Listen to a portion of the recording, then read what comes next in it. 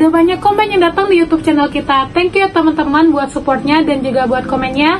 Di video ini aku bakal bahas tentang komen-komen kalian, terutama tentang bagaimana cara transit, terus tentang bagasi dan lain-lain. So stay tune terus ya buat kalian yang mau transit atau punya rencana mau jalan-jalan ke luar negeri supaya liburan kalian gak bermasalah. Oke, aku bakal bacain dari komen yang pertama dari Kak Winnie Anggraeni. Untuk waktu check-in masuk pesawat di Bandara Guangzhou butuh waktu berapa lama ya? Apa 2 jam cukup mengingat bandaranya sangat besar? Mohon dijawab ya Kak, karena rencana pakai CZ arah Japan transit di Guangzhou. GZ itu Guangzhou. Terus ada juga yang kurang lebih mirip ya komennya dari Kak Wirya Satria 9423. Kak, saya dari Osaka ke Jakarta via Shanghai transit 6 jam. Kira-kira pas transit itu bakal check-in ulang nggak ya? Karena dari Osaka Shanghai naik Airbus A320, Shanghai Jakartanya naik Airbus A330. Nah, untuk transit sendiri, kalau kalian yang beli tiket, jadi kalian harus perhatiin satu, kalian beli tiket itu dalam PNR atau satu tiket yang sama. Nah, PNR itu biasanya ada kode booking dan juga nomor tiketnya. Jadi seperti ini ya, kurang lebih gambarannya. Nah, ini adalah salah satu contoh tiket yang kita gunain di sini. Jadi sini ada namanya booking code. Terus itu ada tiket number, dimana kalau kalian udah issue tiketnya itu pasti udah ada tiket numbernya itu, dan itu maksudnya untuk satu orang, maksudnya udah nggak ada nomor-nomor lain. Jadi kalau yang di kode bookingnya itu bisa untuk 2 orang, misalnya kalian berdua, tapi kalau di tiket number itu hanya 1, jadi benar-benar kode unik untuk kalian doang, untuk penerbangan kalian doang. Nah, pastikan kalian itu punya tiket number dan kode booking itu dalam satu PNR-nya yang mencakup tujuan akhir kalian. Misalnya Surabaya, terus kalian transit di China, misalnya Guangzhou, terus kalian itu tujuan akhirnya Kansai. Jadi itu kalian beli dalam satu tiket, itu yang pertama.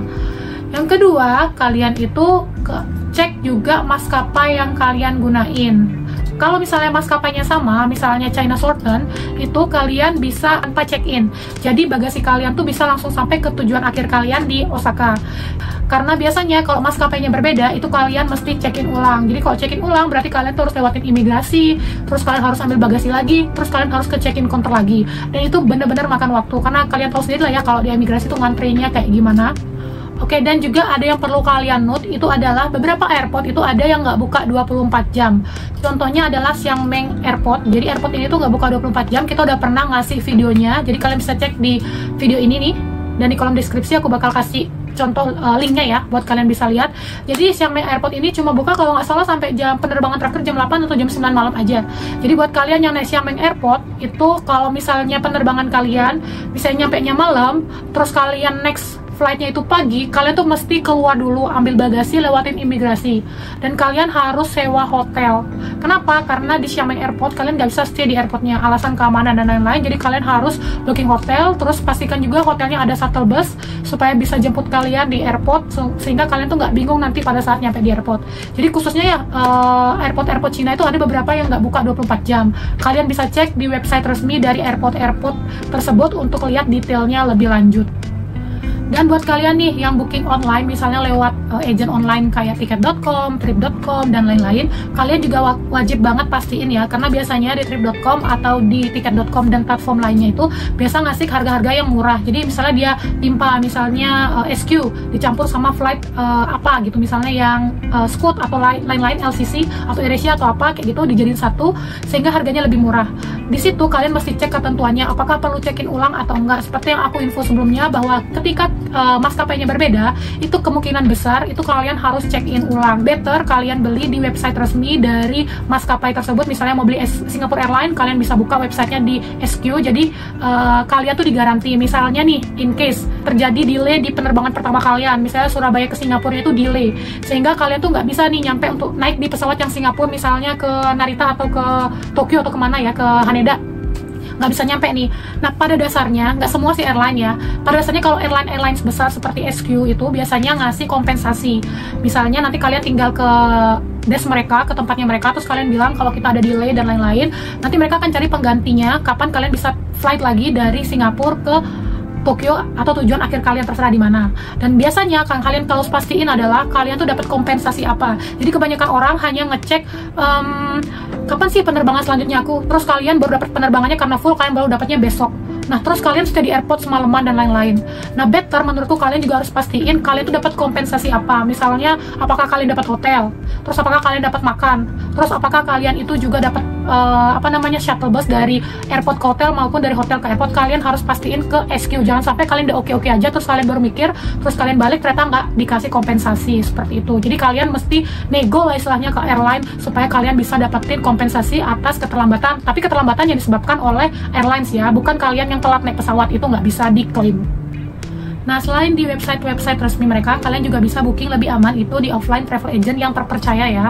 Nah, biasanya offline travel agent biasanya nih, nggak semua sih memang, tapi biasanya itu akan bantu kalian misalnya ada delay dan lain-lain. Jadi adalah yang bisa kalian ajak komunikasi, dan biasanya memang travel agent tuh punya kontak khusus ke airlines karena mereka sering booking dan lain-lain.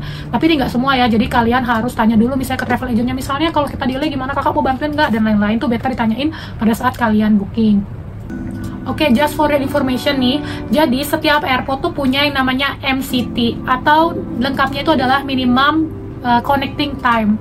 Nah, minimum connecting time ini sendiri itu berbeda dari setiap airport, tergantung dari luas airport, terus ketersediaan mereka, kayak misalnya shuttle bus untuk setiap terminal, atau jarak jalannya, dan lain-lain. Nah, untuk MCT ini sendiri, biasanya kalian bisa cek itu di website resmi dari airport, ataupun bisa juga kalian cek di website resmi dari airlines. Ada beberapa airlines yang menampilkan MCT, contohnya ini punyanya China Southern CZ, jadi kalian bisa cek kayak gini.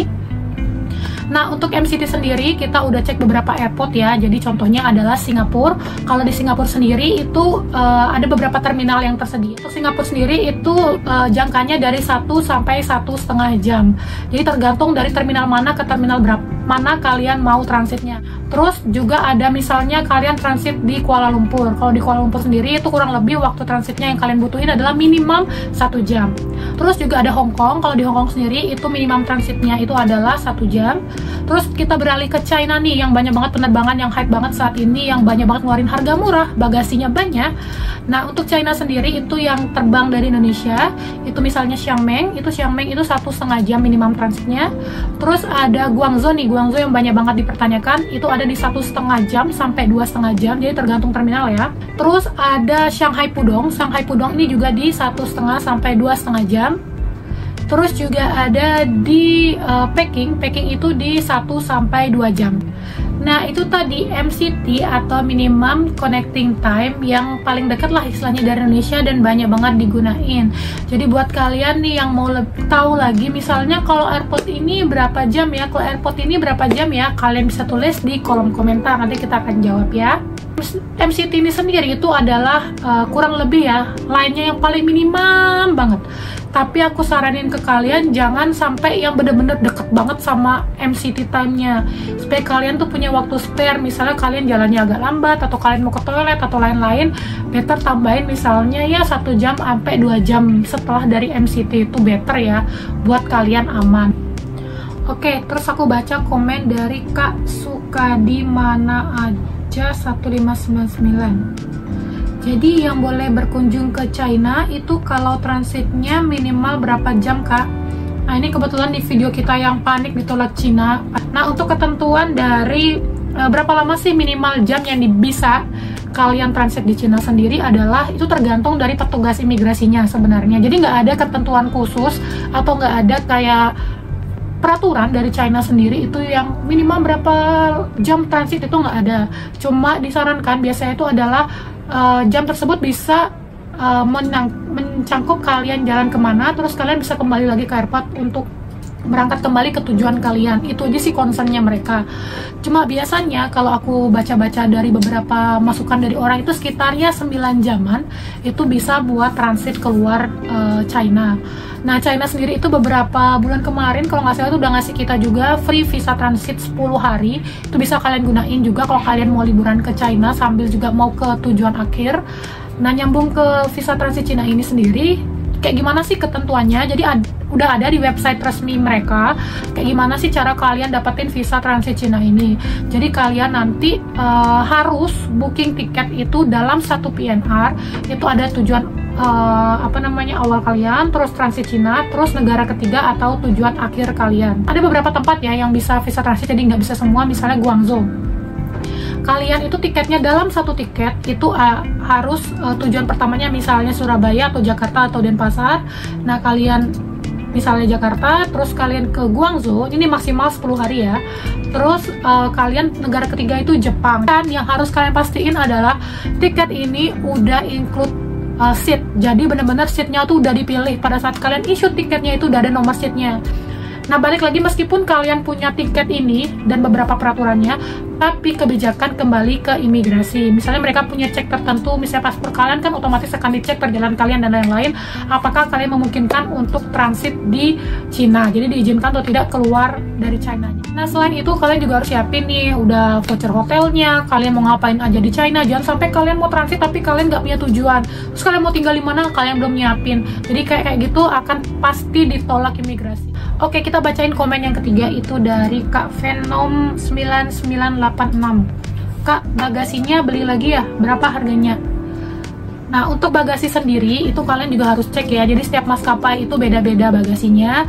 Misalnya ada yang punya ketentuan one pieces. One pieces itu artinya hanya boleh kalian bawa satu bagasi aja dengan maksimal berapa kilo. Biasanya ada termention apakah 20 kilo atau 23 kilo. Pada dasarnya kalau misalnya internasional itu biasanya sih 23 kilo maksimal. Tapi itu balik lagi, kalian mesti cek lengkapnya di website resmi dari maskapai tersebut.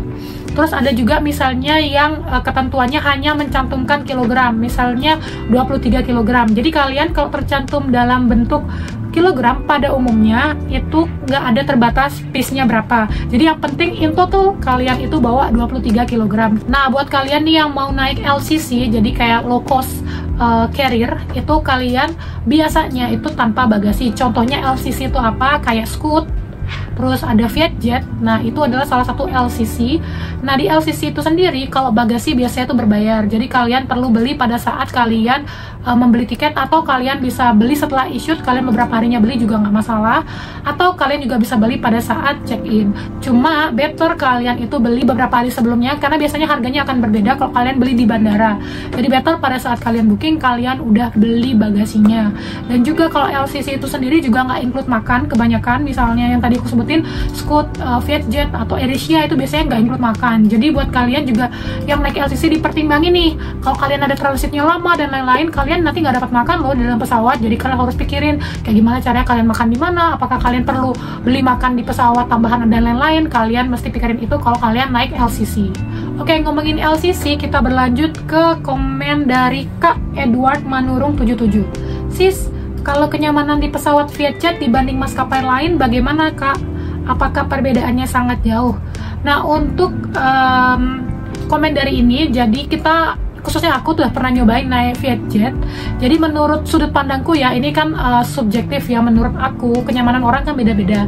Kalau menurut aku untuk harga segitu masih oke lah, worth it. Cuma memang Vietjet itu pesawatnya menurut aku lebih kecil ya daripada mungkin pesawat-pesawat yang gede yang lain, kayak pesawat kayak Garuda atau Vietnam Airlines. Kalau mereka punya yang lebih yang benar-benar full board airlines.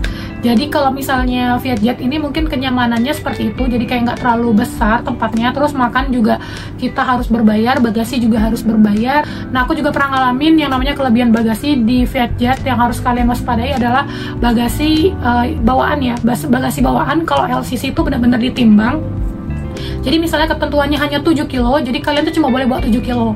Kalau kalian bawa lebih, misalnya nih even kalian tuh di tujuan awal misalnya Surabaya atau Bali, kalian nggak ketangkep nih, misalnya nih kalian nggak ketangkep nih, kalian aman-aman aja nih bawa nih bagasinya, tek, terus kalian sampai nih di Vietnam, sekalian transit dengan sangat mudah. Nah, ini dia jebakannya. Pada saat kalian naik ke pesawat, untuk pesawat kedua ya, tujuan dari Vietnam itu ke misalnya ke Jepang, di situ tiba-tiba adalah timbangan. Nah, di situ akan dilihat kalau kalian kira-kira nih mana nih orang yang kira-kira bawa bagasi lebih. Staffnya itu akan ngecek nih sebelum kalian naik bus yang akan bawa kalian ke pesawat tuh. Mereka akan ngecek, terus kalian akan dipanggil, terus kalian akan disuruh menimbang bagasi kalian.